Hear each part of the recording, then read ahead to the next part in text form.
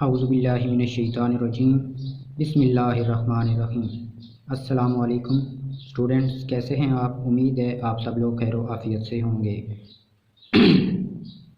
Students, جیسا کہ آپ لوگ جانتے ہیں، ہم P A Arabic optional university of Sargodha کی تمام احادیث کا مطالعہ، ترجمہ اور تشریح کر رہے ہیں۔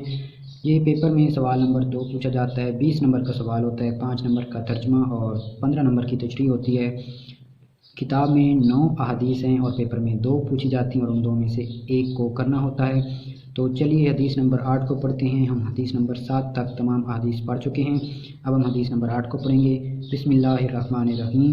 عن ابی ہریرہ رضی اللہ عنہ قالوا یا رسول اللہ صلی اللہ تعالی علیہ وسلم انک تداعبنا قال انی لا اقول الا حقا، رواہ ترمذی۔ حضرت ابو ہریرہ رضی اللہ تعالی عنہ سے روایت ہے، انہوں نے کہا کہ لوگوں نے عرض کی، اے اللہ کے رسول صلی اللہ تعالی علیہ وسلم، آپ واقعی ہم سے دل لگی کی باتیں فرماتے ہیں؟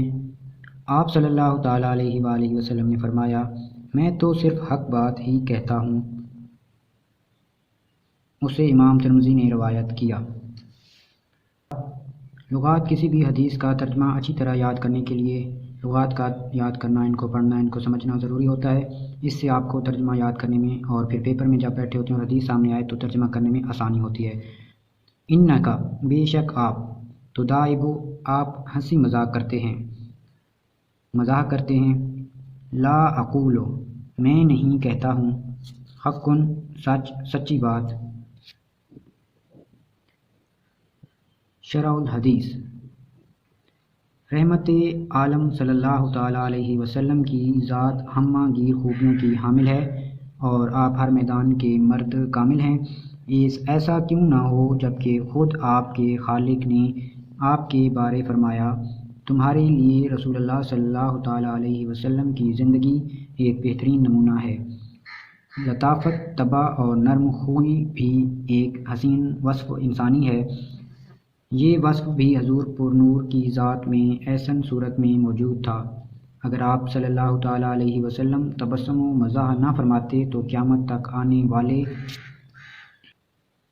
لوگوں کے لیے یہ جائز نہ ہوتا اور یہ امت محمدیہ پر ایک مشکل ترین باب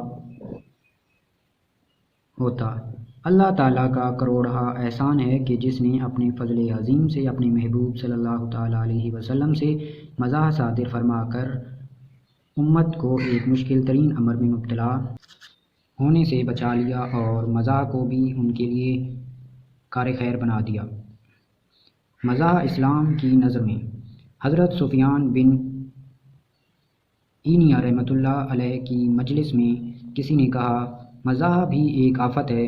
یہ سن کر حضرت سفیان بن عینیہ نے فرمایا، نہیں، بلکہ یہ تو سنت ہے، مگر ایسے آدمی کے لیے جو مزاح کے اصولوں سے واقف ہو۔ حضرت سفیان رحمۃ اللہ علیہ نے مزاح کو اس کے لیے سنت قرار دیا کہ مزاح آپ صلی اللہ تعالیٰ علیہ وآلہ وسلم نے بھی فرمایا تھا، مزاح نبوی صلی اللہ تعالیٰ علیہ وآلہ وسلم۔ تو اسٹوڈنٹس، ہم پڑھیں گے اس میں کہ حضور صلی اللہ تعالیٰ علیہ وسلم نے اپنی زندگی میں جو مزاح کیے تھے، دوسروں کے ساتھ مزاح فرمایا تھا۔ ایک روایت میں ہے کہ ایک سیاہ آدمی مدینہ میں سبزی بیچنے آیا کرتا تھا۔ آپ اس سے بہت محبت کرتے تھے۔ ایک دن وہ بیٹھا ہوا تھا، آپ صلی اللہ تعالیٰ علیہ وسلم نے پیچھے سے آ کر اس کی آنکھیں اپنے دونوں ہاتھوں سے بند کر دیں۔ اس نے کہا، کون ہے؟ آپ صلی اللہ تعالیٰ علیہ وسلم نے ہاتھ اٹھا لیے تو وہ آپ صلی اللہ علیہ وآلہ وسلم کو دیکھ کر آپ سے لپٹ گیا۔ حضرت انس رضی اللہ تعالیٰ عنہ فرماتے ہیں کہ ایک دفعہ آپ صلی اللہ تعالیٰ علیہ وسلم نے مجھے بطور مزاح یا ذل اذنین، اے 2 کانوں والے، کہہ کر بلایا۔ ایک شخص نے عرض کیا، یا رسول اللہ صلی اللہ علیہ وسلم، مجھے ایک سواری عطا فرمائیے۔ آپ صلی اللہ تعالیٰ علیہ وآلہ وسلم نے فرمایا، میں تجھے اونٹنی کا بچہ دوں گا۔ اس نے حیران ہو کر کہا، یا رسول اللہ صلی اللہ تعالیٰ علیہ وسلم، میں اونٹنی کے بچے کو کیا کروں گا؟ آپ صلی اللہ تعالیٰ علیہ وسلم نے فرمایا، بتاؤ تو کوئی اونٹ ایسا ہے جو اونٹنی کا بچہ نہ ہو؟ حضرت حسن بصری سے روایت ہے، ایک بوڑھی عورت آپ صلی اللہ علیہ وسلم کی خدمت میں حاضر ہوئی اور عرض کی، یا رسول اللہ صلی اللہ تعالیٰ علیہ وسلم، اللہ تعالیٰ سے دعا کیجیے کہ وہ مجھے جنت میں داخل فرما دے۔ آپ صلی اللہ تعالیٰ علیہ وسلم نے فرمایا، بوڑھی عورت جنت میں داخل نہیں ہو سکتی۔ وہ بوڑھی عورت رونے لگی۔